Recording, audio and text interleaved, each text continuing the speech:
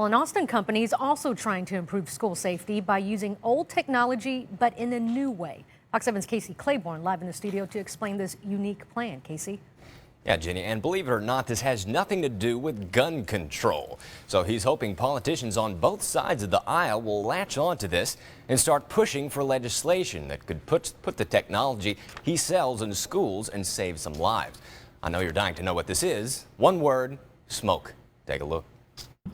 Eric Howe is not from around here. There's a number of applications for it. He's from across the pond, and he's brought technology with him that originated in the 1970s.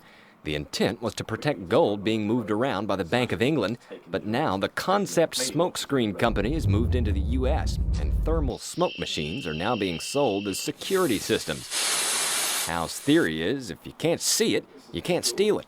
And when the recent massacre in Newtown, Connecticut happened, Howe thought up a new use for the smoke. We would like to put it into classrooms and have a single machine in each classroom with a teacher with a remote control. So at the press of a button, within seconds, the entire classroom is filled with a density that nobody can see. Even though the smoke is typically meant to disorient thieves, Howe says in schools the goal would be to hide the children and leave the hallways clear for authorities to apprehend the shooter. In the event of a lockdown situation, the teachers would put the children in the safest part of the classroom, sit them down, press the button, and that's all you needed to do. Here's the interesting part. Howe gave us a personal demonstration in a small room below his office. As you're about to see, within seconds, Fox 7 photographer Pete and I are completely blinded. For the moment, let's just say that I'm a shooter or a robber or somebody who's up to no good.